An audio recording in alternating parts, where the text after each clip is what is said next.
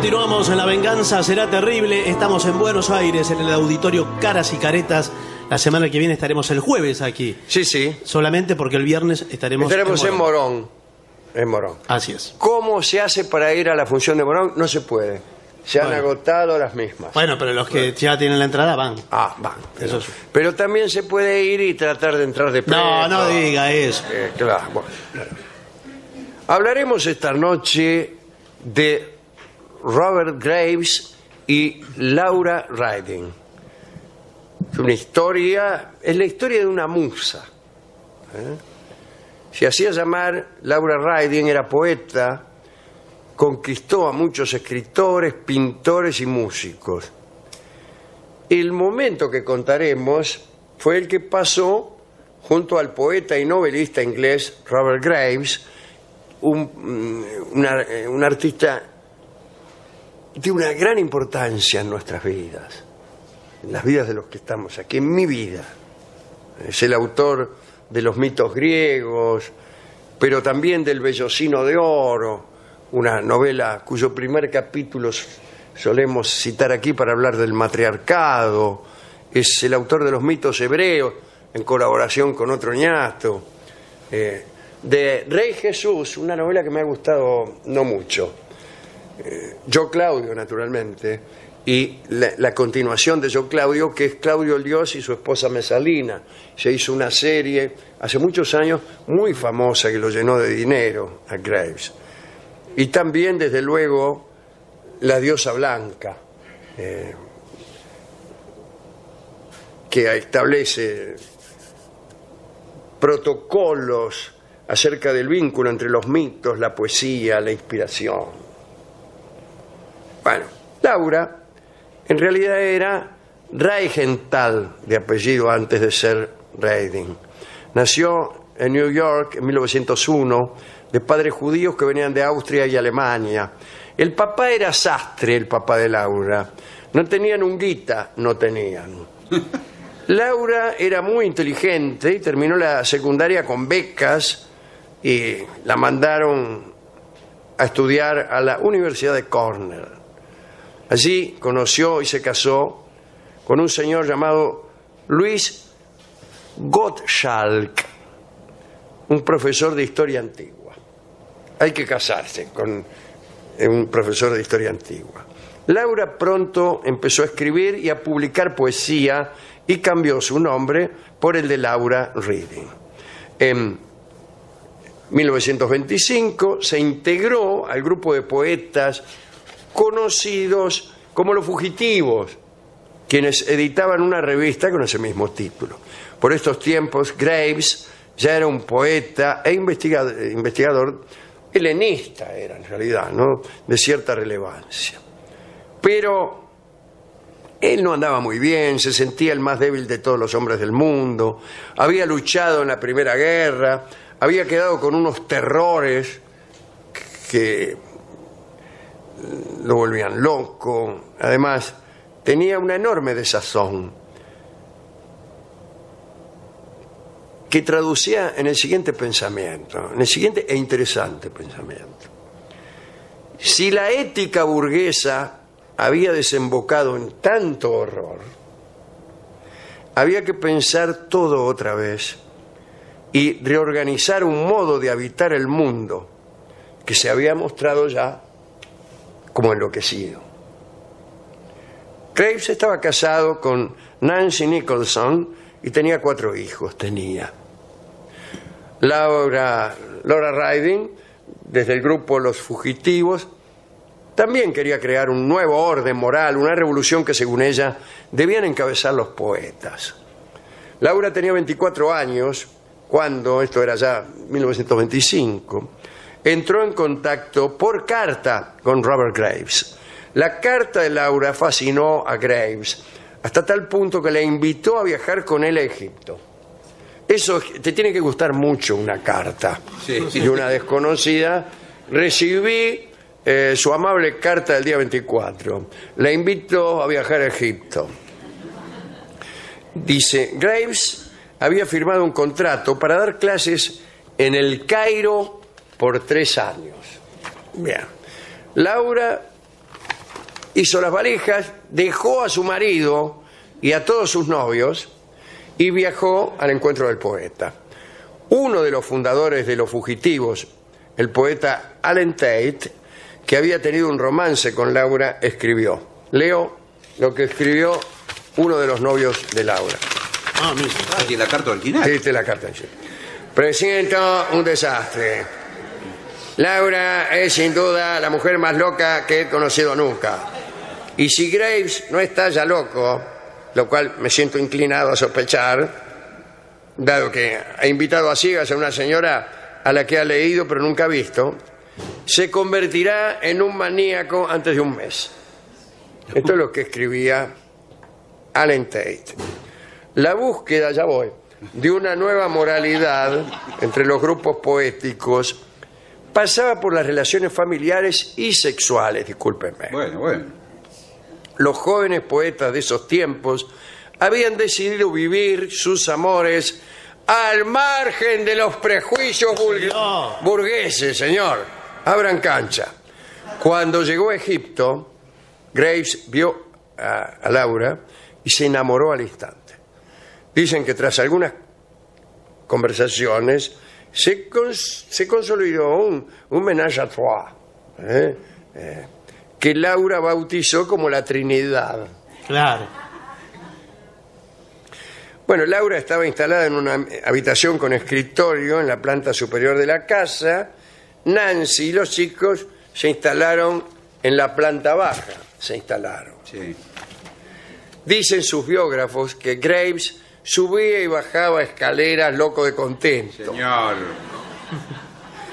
Había encontrado su pareja intelectual en Laura Riding y una presencia poderosa como para sacarlo de su aplastamiento y dar a su poesía un nuevo rumbo. Nancy encontró en Laura a una amiga que comprendía sus ideas feministas y le estaba agradecido por el efecto beneficioso que ella ejercía sobre Robert. Pero aquella rutina, ya sabía yo, trajo algunos problemas. Laura dijo que la casa del Cairo estaba embrujada. Entonces todos empezaron a sentirse mal. Graves, asustado, rompió el contrato y se volvieron a Inglaterra.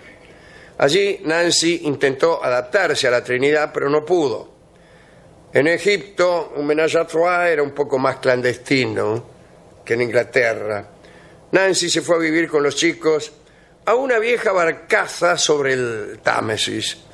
Declaró el padre de Nancy, el viejo. ¿Qué dijo? Aquí tengo la declaración. Apareció. Parece una pena que ahora que los turcos han abandonado la poligamia, Robert se haya decidido a adoptarla. Era parecido al otro tipo, era parecido. Hablaban parecido. Sí. A todo esto, Laura seguía amándose con Graves, pero llevaba un retrato de Nancy colgado del cogote. Laura escribía mucho también, en ocasiones en colaboración con Graves. Adquirieron una imprenta, se ve que los echaron de la radio. Y pronto comenzaron a publicar pequeñas ediciones de libros. Algunos ponderan a Laura como poeta, otros dicen que era ininteligible. Bueno, según Wagenberg, no son ideas contradictorias. Claro. Bien. De las obras de Riding se vendían pocas copias, pero tenía mucho predicamento sobre muchos intelectuales. Tiempo después, Nancy volvió a visitar a Robert y a Laura, que ya era quien dominaba la situación, ¿no? Y empezó a formar su propia corte, porque Laura se consideraba una diosa. Muchos se acercaban a aquel círculo sagrado con el humilde afán de venerarla.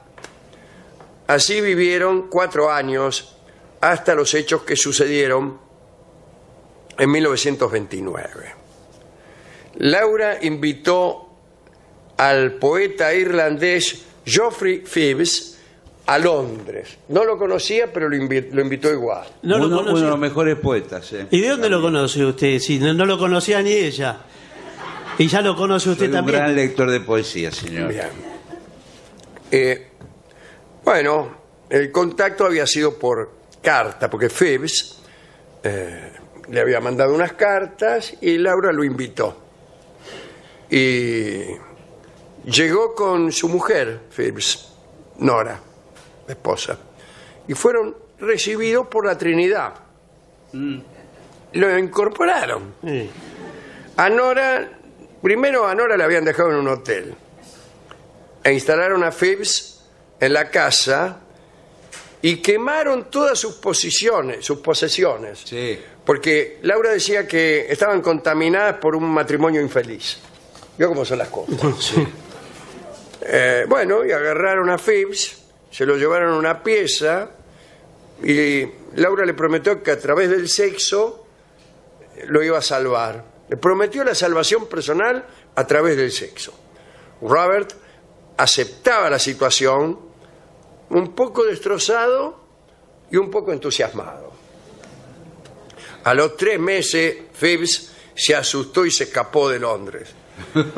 Lo fueron a buscar y lo localizaron en Francia. Se presentaron los 3 ante Phibbs. Los 3, quiero La decir, Trinidad. Graves, Laura y Nancy, la mujer de Chiclana, Graves. Zarratea y Paso. Y el tipo se aterrorizó y quiso llamar a la cana. Laura lo tranquilizó y le hizo una propuesta. Argumentó que se habían equivocado al no incluir a Nora, la mujer de Phibbs, en el círculo. Laura le dijo que en vez de un menage a quatre, como había ya, sería un menage a cinq. Estupendo. Phibbs dejó de gritar y fue a hablar con la mujer, con Nora, que lo sacó a patadas. Laura hizo una escena con llantos, rezos y gritos. Phibbs y Nora huyeron a Irlanda. Amargada, Laura les mandó algunas hechicerías, retratos pinchados, tickets de autobús usados, botellas llenas de porquerías. Y finalmente le envió a Robert Graves para que los convenciera. Phibbs aflojó, pero viajó medio reticente, ¿no?, a Londres. Cuando vio a Laura se mantuvo distante. Laura, dándose cuenta de que había perdido su poder sobre este tipo, consideró que eso era el triunfo del demonio. Y entonces se sentó en el alféizar de la ventana, miró a Graves, miró a Phibbs, a Nancy, y se tiró por la ventana del 4º piso. No, señor. Graves salió corriendo escaleras abajo, pero al llegar al 3er piso, muerto de impaciencia, se arrojó a su vez por la ventana. Pero, señor. Pero del 3º. Phibbs también salió corriendo, pero hasta la puerta de calle para escapar. A ver si se tiraba del segundo, Sí. digo, ya eso no es. En cuanto a Nancy, fue la única capaz de mantener cierta calma y llamar a la policía. Laura sobrevivió a la caída, a pesar de haberse fracturado la pelvis y 4 vértebras. Graves estaba muy golpeado. El hecho de que se salvara de la caída hizo que en Laura aumentara su delirio divino. Creyó que era mágica, sagrada, que había muerto y renacido por los pecados de los demás. Bueno, aquel escándalo reordenó las cosas. Después del incidente, Robert y Nancy se separaron formalmente.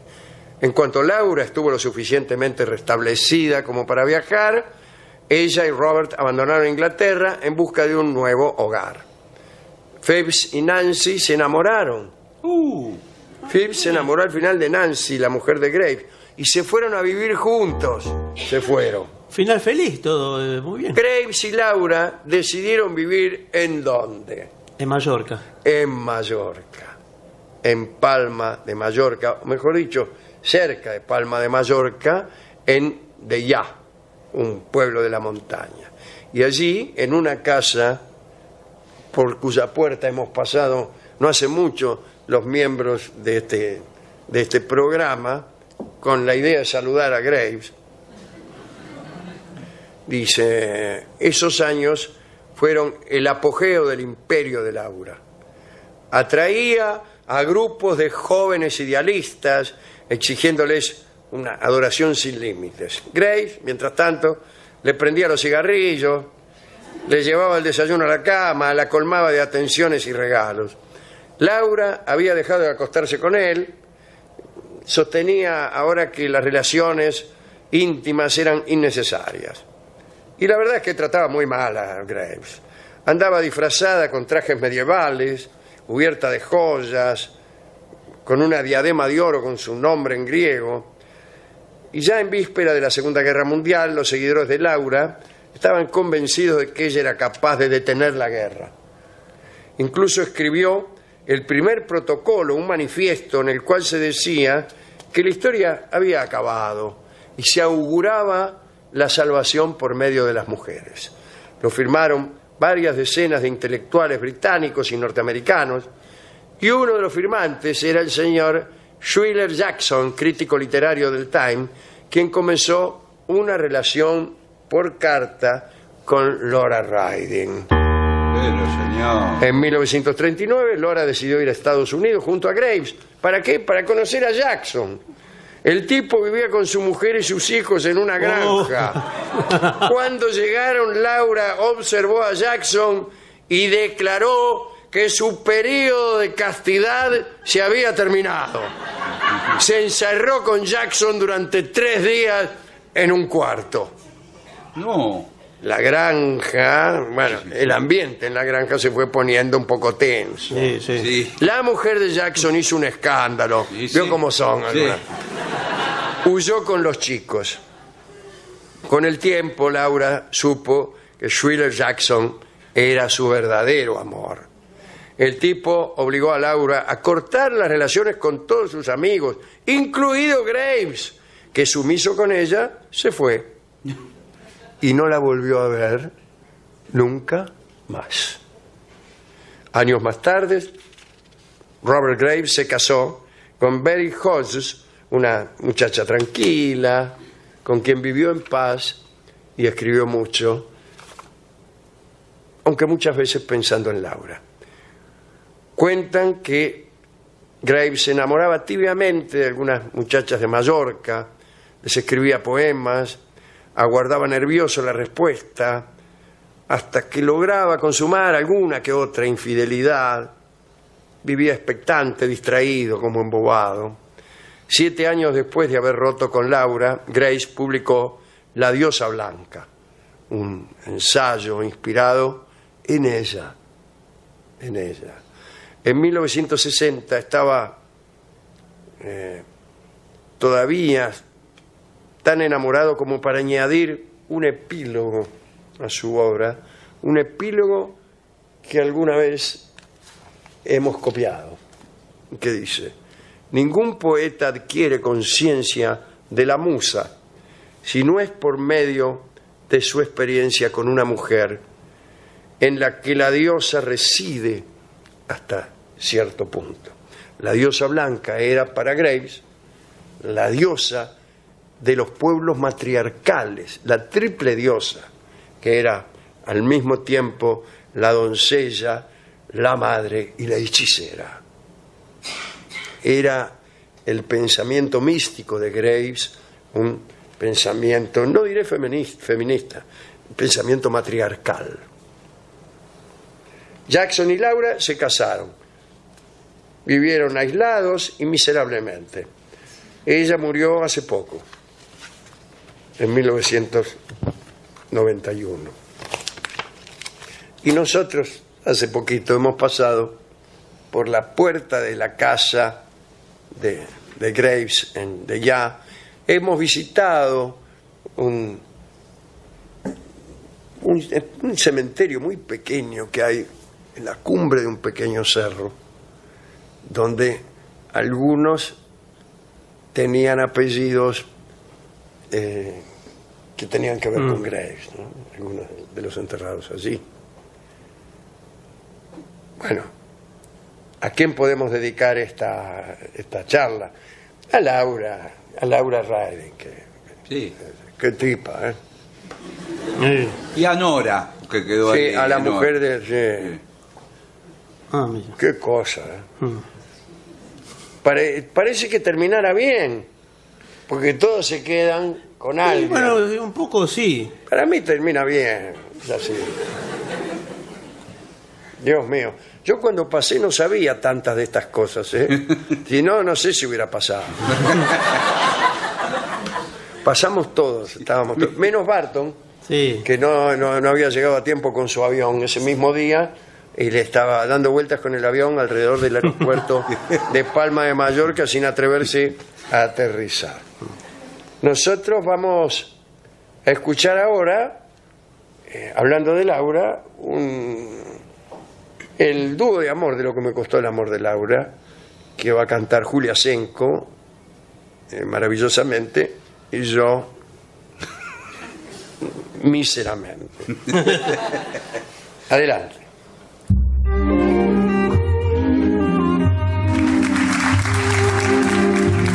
Ni en los tiempos dudosos de ayer, ni en el gris porvenir que aún no es, ha existido jamás un amor como el que hoy siento yo por usted.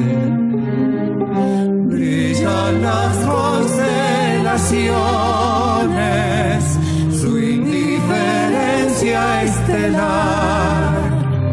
Las estrellas no tienen pasiones, las galaxias no saben amar.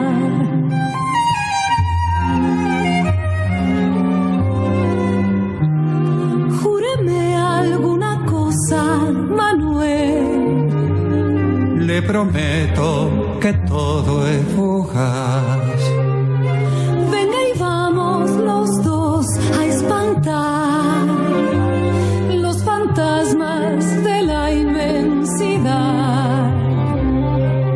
Que sea cobarde la ausencia cuando nos vea pasar. Ay, Laurita de mi alma, Ay, mi vida, un amor como el nuestro no